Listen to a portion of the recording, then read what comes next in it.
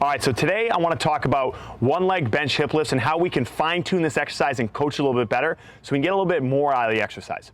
Now I like this drill, but lots of times I see a lot of cheating and compensation that kind of makes it useless and even kind of makes it dangerous because I see a lot of compensation through the lumbar spine. So a few easy things we're going to do to try to make this better. One, most people are going to be too short to use a regular 18-inch bench without some sort of lift. So if you can see IGN sitting on 2 RX pads here. You could even add a third one with a lot of people. You can put your butt right back down there. What I want to see though is that their scapula is above the bench. We shouldn't have people hip bridging, pushing through the scapula or even almost at their neck. We want to make sure they're nice and tall so that they have a good lever point to be able to lift from. So first off, make sure pretty much everybody is at least elevated on 1 pad, probably even 2 or 3. Then we want to make sure they're close enough to the bench. I see a lot of people, see he just moved his feet into where we want them. I see a lot of people doing this, which again makes the lever too long for people to be able to control. So you get lumbar spines to move and you get hips that don't really extend the way that we want. So I want him right about here. We're going to get him dorsiflexed, okay? Make sure he's nice and tall. Before we start the drill, we want to make sure that they get organized in their midsection. The goal of this drill is to develop strength in the hamstrings, the glutes, the posterior chain.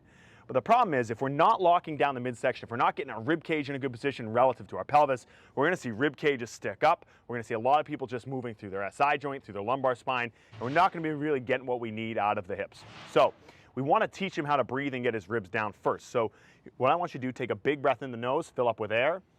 Now blow out your candles. Crunch those ribs down. And that's the position we want, okay? Now, you can breathe behind the brace. You can breathe behind this position, but I want you to think about maintaining this alignment, okay? And even if that means we have to limit the amount of range of motion in the hip that we get up, I want to just see that this stays there. Okay, then, if he's going to be pushing through the ground on his left heel, we want to get this right knee at his chest as much as we can. Again, getting this hip into flexion as high as we can is going to help him lock down the lumbar spine so he doesn't extend as much. So I want him to really think, push that knee into my hand, really driving that knee up towards the chest. Okay, ribs are down. I want to make sure that the shoulders or the just beneath the scaps and the upper back are in good contact with the bench. Sometimes you're going to have athletes try to push their elbows on the bench to lift. They should have their back taking most of the load, not their arms. We don't want people pushing through their elbows. Again, that's going to encourage people to lumbar extend. It's going to be harder for them to do the drill correctly. Okay, now that he's got a good position here, we want to see Jen bridge the hips up. Okay, hold at the top. You see here, we have a nice straight line from his knee to his shoulder. He's keeping his ribs relatively crunched down. We're not seeing a bunch of lumbar extension. You can come back down and rest, tap the pad, come right back up. Okay, go right back up again. We see that his head is going with his body. He's not crunching forward, he's not extending it back. Keep the ribs crunched down. Keep the hamstring active here. Right back down. Give me 3 more reps just so the camera can see. Continually thinking about keeping his obliques working to keep the ribs in a good position. Give me 2 more here.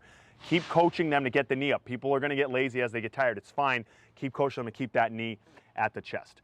Now, if they struggle here, don't worry about quickly regressing. Go back to a traditional like Cook hip lift on the ground. So just scoot out away from the bench, lay it flat on the ground for me. Jen, all the way flat on the turf here. Scoot all the way down.